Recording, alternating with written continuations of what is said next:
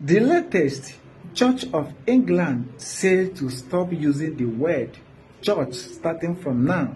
They are going to replace the word church with a new word to make it look relevant and nice to people. According to report, many people don't want to hear anything called church again in England today. Many are declining from going to church. As you can see the news, according to reports, many are selling their churches. They are converting it to factories, to companies, to restaurants.